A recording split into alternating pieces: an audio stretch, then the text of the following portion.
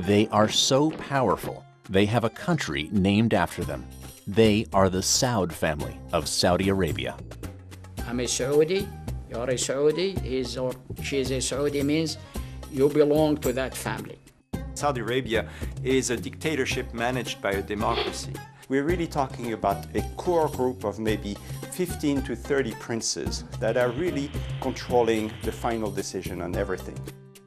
A kingdom the size of Western Europe, with a quarter of the world's known oil deposits, riches that could tip the balance of global history. But with an increasingly radical populace and a resource that won't last forever, is the sun setting on the House of Saud. It's a remarkable family in that it's held on to a fairly fragile country. They all know their survival depends upon staying together and staying in power.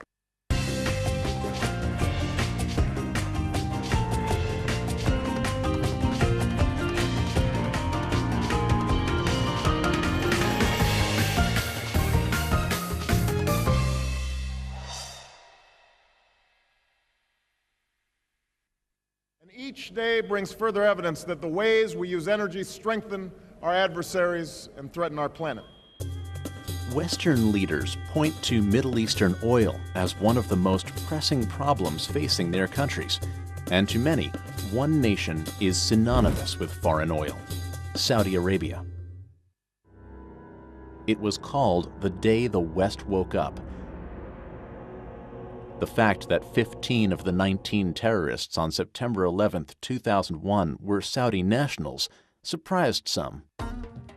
Saudi Arabia has been a close ally of both Europe and the United States, but this seemingly worldly group of princes and kings has had a long-lasting alliance with a branch of Islam that has little fondness for the West.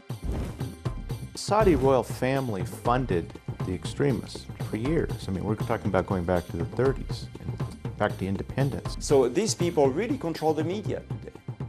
And therefore, they control the schools, and they have great access to propagating their ideas. In 2005, the country crowned a new monarch, King Abdullah. He promised a new era of reforms. Our opinion inside the CIA was that Abdullah was more capable than many of the other princes. I mean, this is good news for Saudi Arabia. He's making an alliance more with the liberals in order to push the kingdom in the 21st century. A delicate balance, but some fear the fundamentalists in Saudi Arabia may turn and bite the hand that feeds them. Saudi Arabia finally woke up and said to itself, if we continue to support radical factions, extremist Wahhabi factions, we ourselves are going to collapse. The dynasty ruling Saudi Arabia traces its roots to a desert past and to a visionary tribal leader from the mid-18th century. Muhammad bin Saud went to rule the country and the tribes of Arabia, the majority of the Arabian Peninsula. They formed an alliance where the Wahhabis or Muhammad bin Abdul Wahhab will be in charge of religion. The Wahhabists followed the teachings of Muhammad ibn Abdul Wahhab. A Wahhab and his followers reviled other religions and especially adherents to other branches of Islam, like the Shia, who honor figures other than the original prophet, Muhammad. Abdul Wahhab felt that Islam had strayed from its true beliefs, so he wanted to go back to the original beliefs of the Quran and what had been taught by Muhammad. The Wahhabis are a very strongly missionary-oriented sect. They believe that Wahhabi Islam will save Islam. They had this fierce religious ideology, the willingness on the part of the Ikhwan, the Brotherhood as they were called, to die in battle. Almost a willingness, a wish to die in battle. With the help of the puritanical Wahhabist holy warriors, the Saud clan conquered land throughout the Arabian Peninsula. In 1924, 5 generations later, Abdulaziz bin Rahman Al Saud, also known as Ibn Saud, finally took over the holiest sites in Islam, Mecca and Medina. Ibn Saud is often seen as an Arabian Lawrence of Arabia, but he was better than Lawrence because he actually fought. Very tall, very big, had a lot of charisma and a lot of guts. I mean, he did a lot of, attacks in the middle of the night, completely desperate type of military attacks of other positions, which no one would have done. I mean, he was a man of great courage. He united the area's warring Bedouin tribes through both violence and intricate alliances. Talking around the campfires, the Bedouin liked to joke about Ibn Saud. They said he's got two swords, a sword of steel, the one with which he conquered, and the sword of flesh, which he used once he'd conquered, and would marry the chief daughters of the tribe that he'd conquered, and thus bring that tribe physically into the union of the Saudi family. In 1932, he proclaimed this conglomeration of tribes between the Red Sea and the Persian Gulf his family's kingdom, Saudi Arabia, the Arabia of the Sauds. This patriarch and his 45 sons would rule into the next century in partnership with his religious allies. Wahhabi clerics were given wide control of the educational and legal systems. In the early 20s, Abdulaziz Al Saud was able to really take the ideology of Wahhabism, and we might consider today that's the ideology of militant Islam, and to really make it into a political force in order to pull the tribes of Saudi Arabia together. And it's an Islam that we look at as abhorrent because it involves cutting people's heads off, enslaving women, and on and on and on, all the things, the popular cliches we know about. The kingdom survived, largely from revenues charged to the Muslims from around the world who make the annual pilgrimage, or Hajj, to Saudi Arabia's holy sites. He charged Muslims to make the Hajj to Mecca. They had to pay a fee to be allowed into Saudi Arabia, and that's how he lived, frugally. But then, in the midst of the Great Depression, a new source of revenue presented itself, one that would change world history.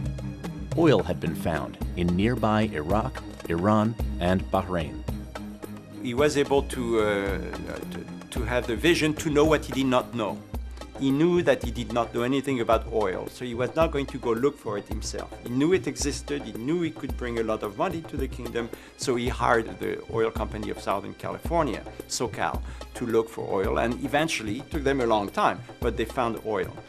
This precursor to today's Saudi oil behemoth, Aramco, gave the king $170,000 for the rights to drill. A drop compared to the many billions that the resource would one day produce for the royal family. This was a personal license to drill oil that Ibn Saud had granted in his lands. It was his money. And to this day, there is a sense in which the House of Saud consider the oil to be their own personal property. Along with news of our fuel oil shortages comes the fresh warning that our known oil reserves will be exhausted in 10 years at the current rate. Toward the end of World War II, Franklin Delano Roosevelt recognized the importance of Saudi oil to the United States and invited the king aboard the USS Quincy to officially open diplomatic relations between the countries. The desert monarch and the patrician from New York seemed to be so different, but Roosevelt scored points when he gave the aging warrior king his spare wheelchair. American firms have opened new fields abroad. Of these, one of the biggest and most important is Saudi Arabia. Beneath its blistering sands lies a near... With global shipping now safe again and a major customer secured, oil production resumed, and so did the flow of money.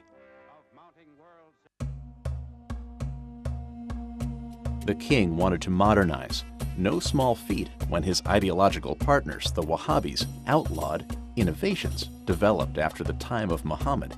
He wanted to attain modernity for his people while keeping his society as it was in the earliest days of Islam. This is a tall order, but it's a formula that he perfected and that enabled Saudi Arabia to maintain its puritanical religion and at the same time accept modernity that has come through to this day, I believe. And I think that was it showed amazing vision on his part. Ibn Saud arranged a special demonstration of how the telephone could work. And he had it call up a distant town. And he said to one religious sheikh, well, why don't you speak on the phone and see what you can hear at the other end? And at the other end, Ibn Saud had stationed another religious sheikh.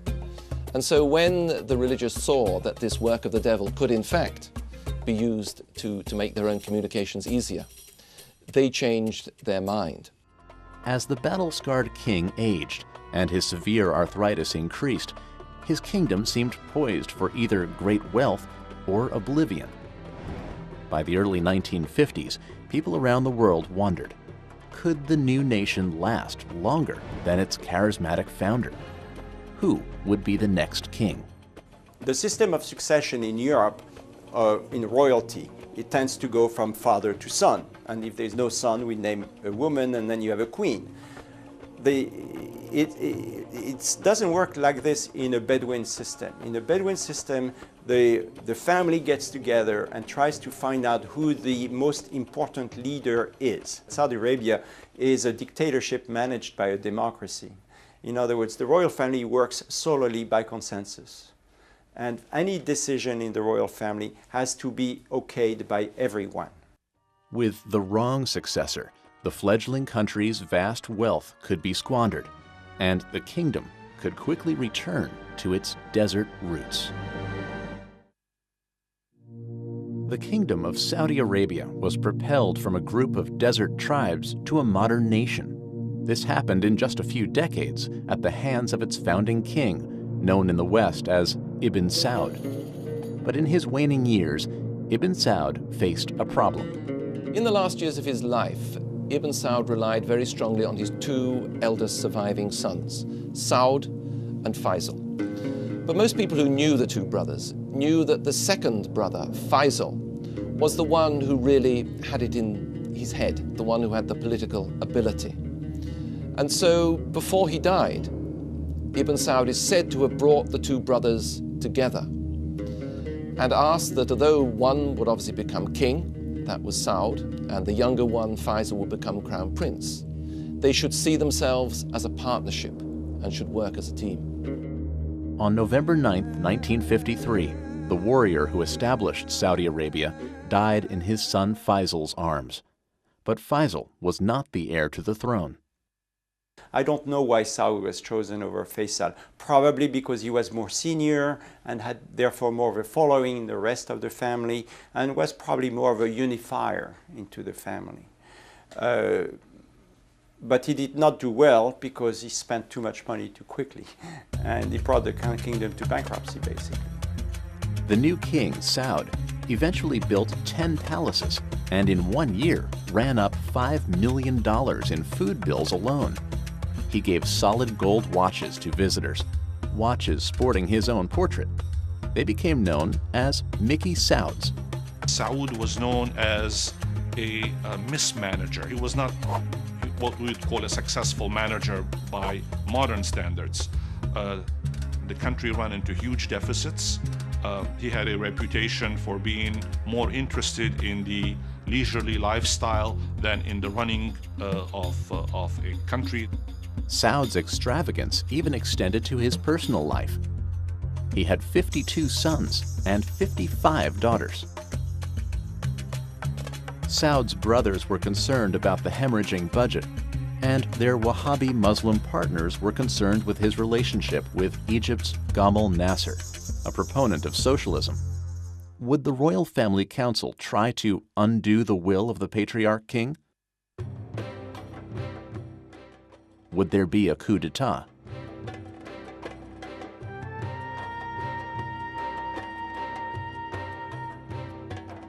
They were worried about Arab socialism, and they were worried about Nasser's connections with the Soviet Union. The Saudis are deeply religious. consider communism, generally speaking, as atheism. U.S. President Dwight D. Eisenhower courted the king in an effort to shift the balance of power away from the Soviet Union, with the help of his Secretary of State, John Foster Dulles.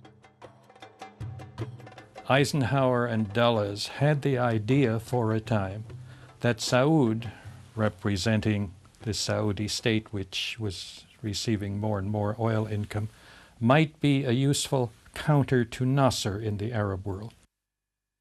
Saud favored Eisenhower's economic aid over Nasser's movement, but the cash infusion wasn't enough.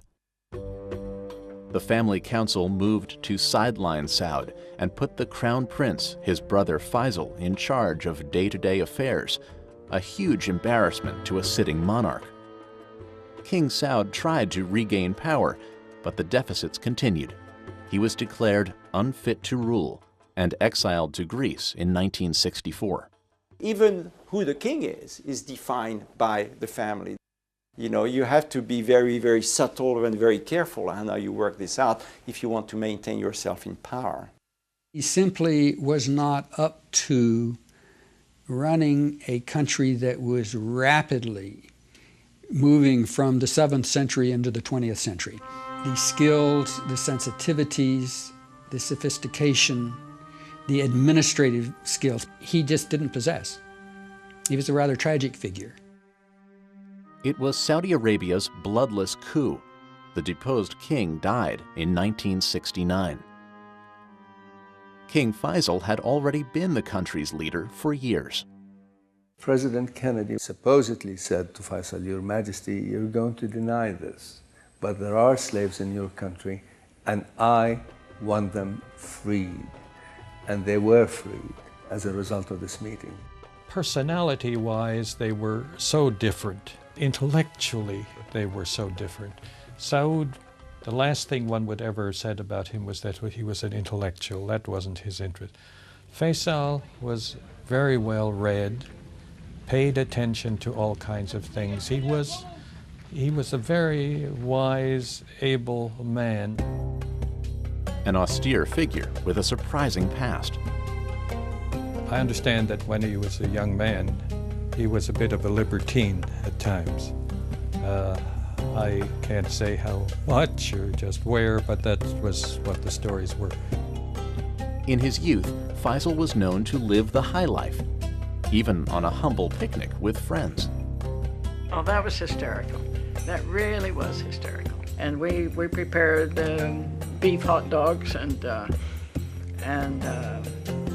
all the fixings for any picnic, and we went to the park in limousines yet. And I'll never forget Prince Faisal got a hot dog bun, put the hot dog, and caviar, and whale salt on top of it. This was a trend that would be repeated again. Princes who break Islamic laws by drinking and carousing, who later become devout kings. Faisal soon became one of the most popular monarchs the region had ever known. King Faisal, I think you could almost call him the idealized king. He was tall, he was very distinguished looking, much more educated and worldly than any of the predecessors. This popularity meant that Faisal was able to launch ambitious plans to modernize the country. He built hospitals, schools, and initiated massive irrigation projects. Faisal, more than any other king in the kingdom, is the person who actually propelled the kingdom into the modern era. The man would work 12 to 14 hours a day, receiving petitions, seeing foreign diplomats, meeting with his cabinet. So he was unlike any other Saudi ruler I have known. He was a creature of work. He was the cleverest king they ever had, and in some ways revolutionary. And I'll give you an example. Girls' schools didn't exist until Faisal became king. And when he opened the first one, there were a lot of protests from the ulamas and everybody else. They wanted to tear it down, and he stood his ground and got away with it. One advance didn't go over well with the hardline Wahhabi clerics and their followers. the introduction of television. It was a hard pill to swallow for those who opposed any innovation after the time of Muhammad. There were actual demonstrations against this wicked Western invention that would bring these ghastly soap operas showing the decadence of the West into the Holy Land. King Faisal insisted that this was an innovation which, under control, could actually enhance education and pushed it through. One of Faisal's own nephews was killed during the ensuing skirmishes. There were riots in the streets, and one of the young men who was rioting was a prince and was killed by the riot police. But through his own example of piety and Bedouin tradition, he seemed to keep the extremists at bay. With his modernizations in place, he was able to wrest controlling interest of the country's oil company, Aramco, from Westerners. Saudis started to run the oil fields. It was this, the great national asset, that Faisal felt that the Saudis should take control of themselves. It jerked Saudi Arabia out of this medieval past and threw them onto the center of the world stage because they were producing so much oil, so much money was coming in that they had to spend this money in order to keep the international economy going. A further break with the West came when Israel's neighbors attacked her during 1973's Yom Kippur War, and the U.S. sided against the Arab nations. He felt very deeply about Israel, very strongly about that. He always insisted he was not anti-Semitic, anti-Jewish, but he was anti-Israel. Having gotten this message that we're going to be even-handed, and 2 days later saying, and we're going to give $2 billion to the Israelis for military aid, was a breach of trust, personally. And it was at that point that something in Faisal snapped, and he gave way to a very strong feeling that was generated by those around him, that the power of oil held by the Arabs should actually be used in this war. As a leader in the Organization of Petroleum Exporting Countries, or OPEC, he called for an oil embargo. Faisal made his oil minister, Sheikh Yamani, a household name throughout the world, as the Saudis seemed to be in direct control of the flow of gasoline. It was the only card he had to play. It was the only weapon he had in his arsenal that he thought would make an impact on America. Now, it did make a big economic impact on America, but it certainly didn't change American policy. Relations were damaged and revenues were down, but Faisal had become one of the most powerful leaders the Arab world had ever seen. But had his effort to modernize gone too far, too fast? The decision to introduce television to the kingdom came back to haunt him. On March 25, 1975, the brother of the young nephew killed in the television riots was admitted for an audience with the king.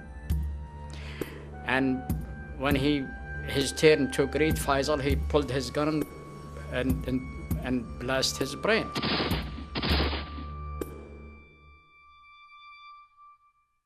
I was so horrified, I still am, to think a man of that caliber, a man of that dream, a man of that desire to make things better had to reach such a horrible ending. One could argue that because he was killed, in great part because of his belief in modernity, it really made the country realize that that's what you had to do. In other words, he was sort of a martyr to the cause of the future. The nation went into mourning. With this assassination, the question came far sooner than anyone expected. Who would take the reins of this emerging global powerhouse?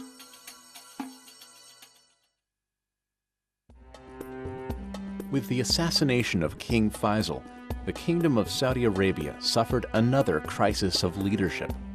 The royal family quickly chose a successor, an uncontroversial and little-known prince named Khalid. He became king as a sort of a compromise candidate because a lot of people thought Fahad was the de facto strongman at the time, even under King Faisal, because Fahad was sort of the main advisor to King Faisal.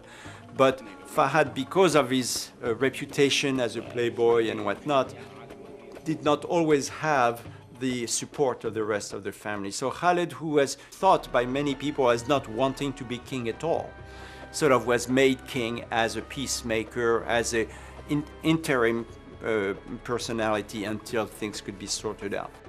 Khalid was more of a caretaker king, unlike Faisal, who was always busy running a government. Khalid was much more comfortable in the tribal environment. He was the least remembered person and all of these people. He did nothing. He was not interested in being a king. He spent most of his time out in the desert. King Khalid loved sitting in the desert. He loved his hawks. But as he got older, he wasn't so mobile. And so he had a sofa put into the back of an all-terrain vehicle and would go out hunting in that. During the reign of the caretaker king, there were major shifts in the Muslim world. In 1979, militant fundamentalists took over the mosque in Mecca. Saudi forces killed over 100 people. Taking over Mecca was truly for them a wake-up call. This cannot continue solving problems like this. The Saudis, remarkably, by the way, for a Middle Eastern country, backed away from violence. Just 1 month later, Afghanistan was invaded by the Soviet army. To the Wahhabi clerics, who were the royal family's partners, this was an unacceptable presence in the region. The Soviet Union was seen as godless. It was godless, and therefore a direct threat not just to Afghanistan but to the whole Muslim community. In Afghanistan, Saudi Arabia was the full partner of the United States. We both agreed the best thing to do is just hand out arms and money. Saudi nationals went in droves to fight the Soviets, including a young Osama bin Laden. It was very successful for the Saudis and successful for us. The Soviets were defeated. And all these young mujahideen, paid and trained by the Saudis and to some degree paid and trained by us, were also victorious. But actions have consequences. Khalid suffered a heart attack in 1982. He died just 7 years into his reign. Khalid's legacy, the Saudi involvement in Afghanistan, would have major repercussions in years to come.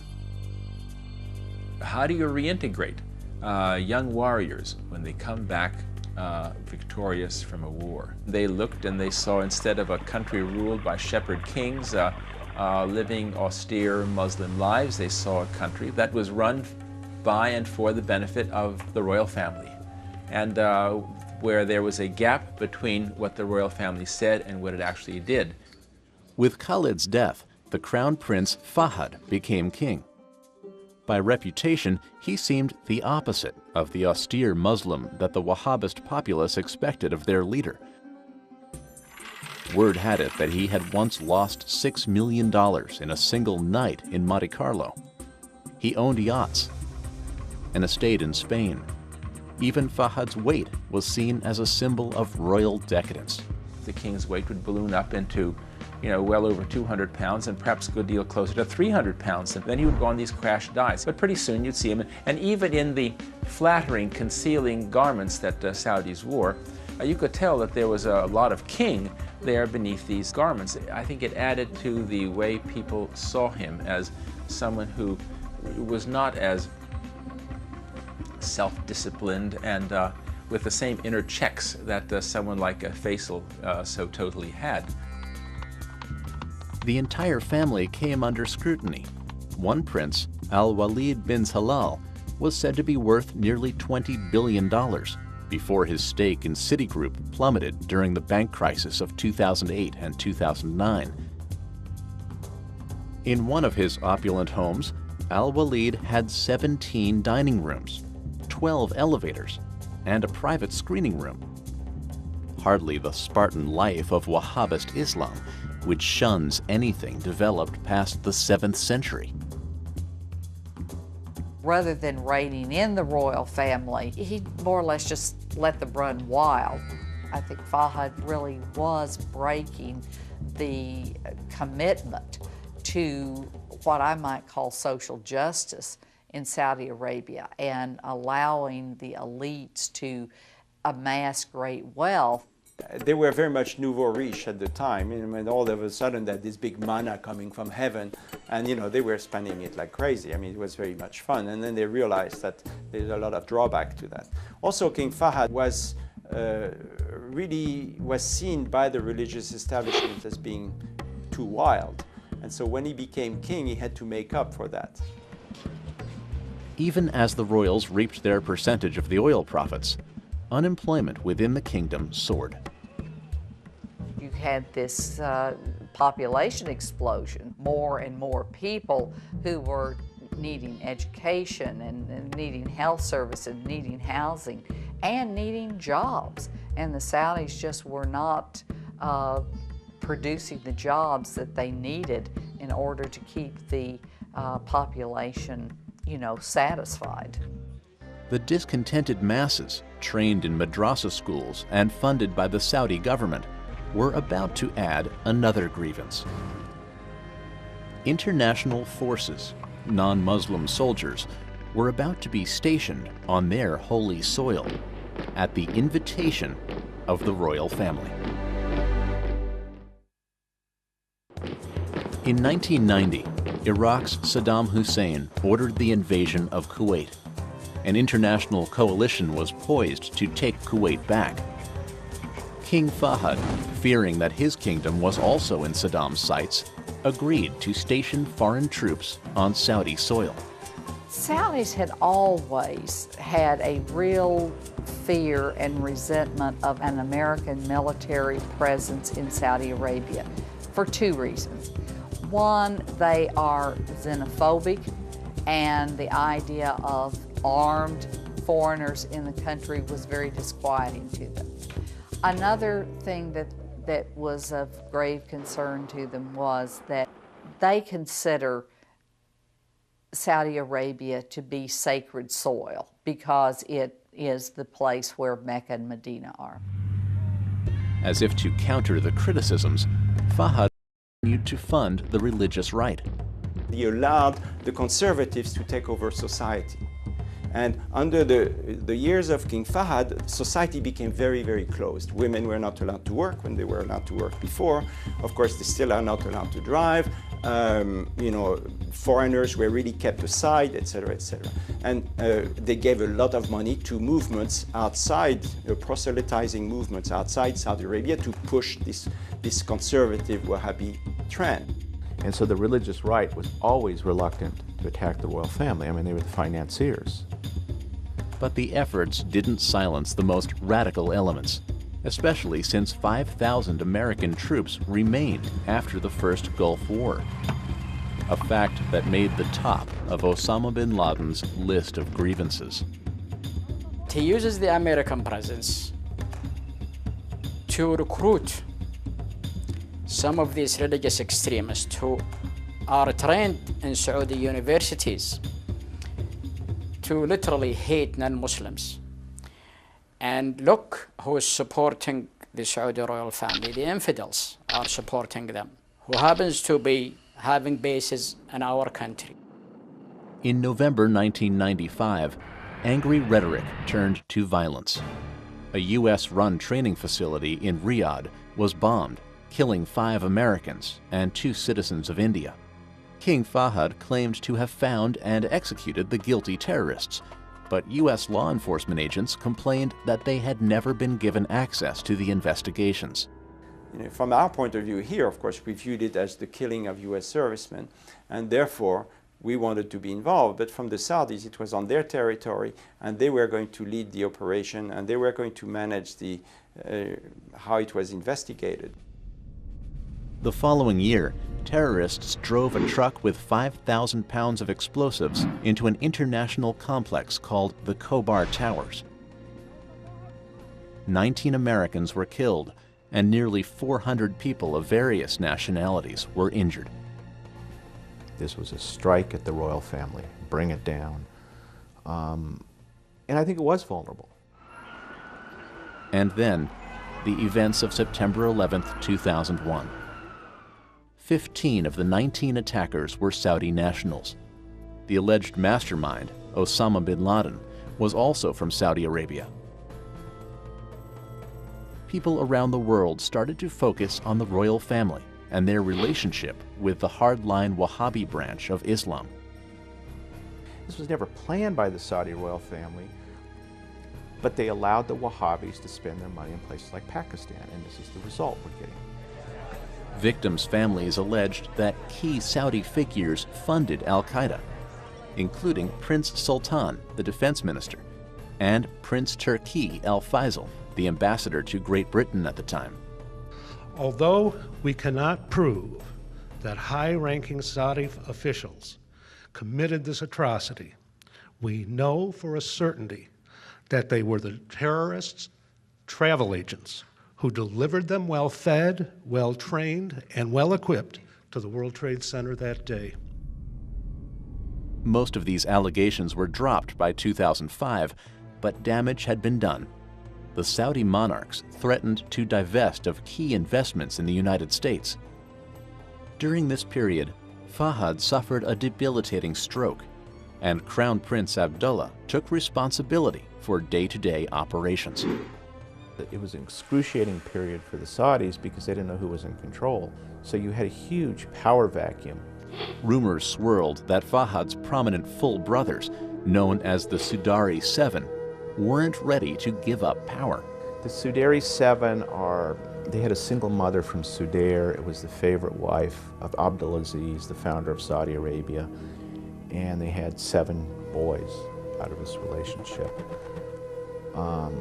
who were all very capable, politically well-connected, and have run the key ministries, key industries in Saudi Arabia, and they act as a faction. There were even whispers that Fahad was being kept on artificial life support to prevent Abdullah from taking the throne. In these inner circles of the royal family, no one knows how decisions are made. No one knows why they're being made. And I don't know whether that was, it's a possibility. I don't know whether that was the fact or not. I think it's really what I would call a rumor. But of course, in the Middle East, rumor is news, you know. Inside and outside Saudi Arabia, some worried that the crisis of leadership could mean the end of the kingdom. Saudi Arabia in 2003 and 2004 was on the brink of an insurrection, a Wahhabi insurrection. In 2005, King Fahad died after being seriously ill for 10 years. The Crown Prince Abdullah became king. You know, he's supposed to be a very simple man, as simple as a man worth billions of dollars can ever be, you know. But he's supposed to be able to talk to the people and to speak very straight to the people. And in fact, he's been criticized in some circles for not being diplomatic. He says it the way it is. He knows he's very old, he's got to achieve things, and he will not waste his time on people, you know, being gentle and nice. He just tells them straight. We always knew all along that he was going to be a much more, what could I say, more responsible leader is not the word. He's not particularly pro-American. I mean, he personally despised the Bush administration, held it responsible for the war in Iraq. Relations between the Saudi royal family and the United Kingdom also hit a rough patch. That country's Serious Fraud Office investigated a scheme in which Prince Bandar, son of Saudi Arabia's defense minister, took massive bribes from the arms manufacturer BAE Systems. It was very well known in the kingdom that the BAE contracts had been subject to probably some kind of understandings on how the payments were made. And what I did not realize is that there would be $2 million a month passed on by BAE to Prince Bandar in Washington. Things went from bad to worse when Prime Minister Tony Blair called for the investigation to be halted. I don't believe the investigation incidentally will have led anywhere except to the complete wreckage of a vital strategic relationship for our country. The Prime Minister of Great Britain compromised his country's judicial system, democratic values, and tradition because of threats from the Saudi ruling family. That's a very dangerous precedence. As king, Abdullah could finally roll out more of the reforms that he promised. But change can happen slowly in the Middle East. The real point is management inside the country.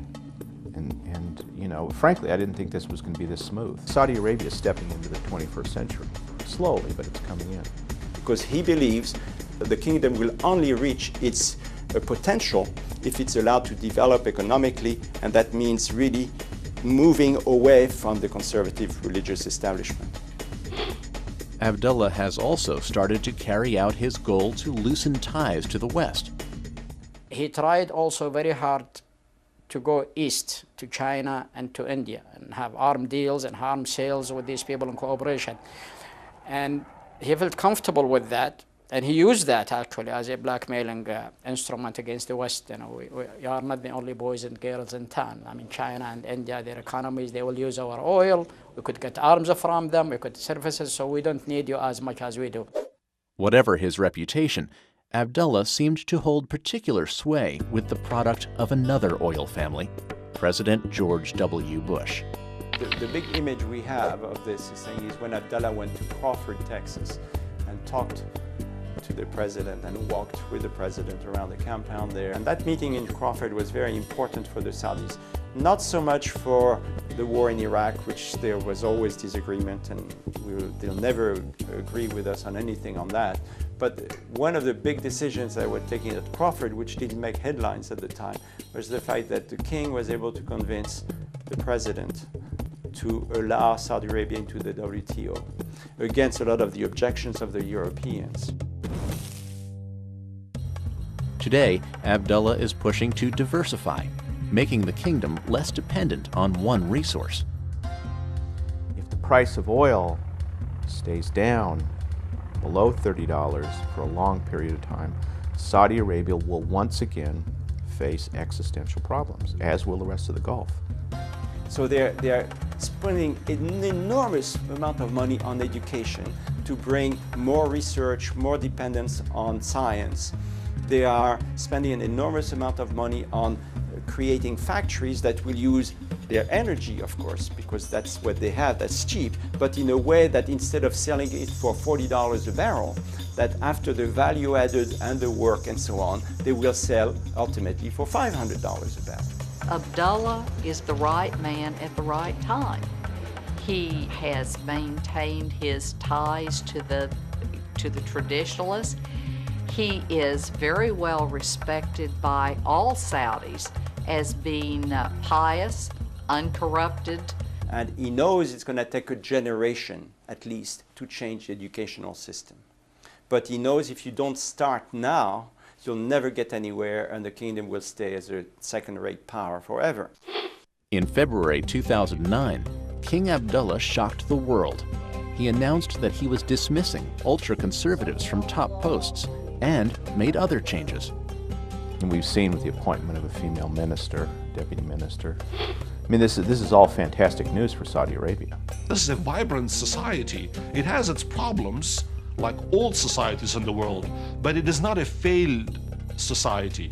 It is experiencing growing pains, but it is a society that will certainly endure. If Abdullah's strategies work, the House of Saud will also endure, but the king is in his 80s. By 2009, Crown Prince Sultan was reportedly already terminally ill. Plus, the rest of the sons of the founding king are also of advanced age. The succession process is anything but a sure thing. Soon, a grandson, or even a great-grandson of the founding king will have to be chosen. And we don't know who's going to be next, but he has made it in such a way that whoever comes next will be very close to his views of where it should go. Many of them, the grandsons, are educated people. very detached from the past. I mean, from the Bedouin traditions like King Abdullah and his brothers. They grow up in semi-nomadic life and, you know, like to the sword dance and go to the desert and hunt. These new generations grow up like many other generations with computers and you know, public universities in the West and other places. So their value system has changed too. So there might be some positive changes in terms of spreading power a little bit, okay? But it will be a very interesting thing to see. In just a matter of decades, the Saudi royal family has presided over a nation's transition from a tribal society to a major player on the world stage. Despite all the internal and international turmoil, the House of Saud has retained its power. As the Saudis like to say, they're like a fist, and when they're threatened, they hang together. But I think the important question about the Saudi royal family is they don't shoot or poison each other. Because if they do, it's the end of the Saudis.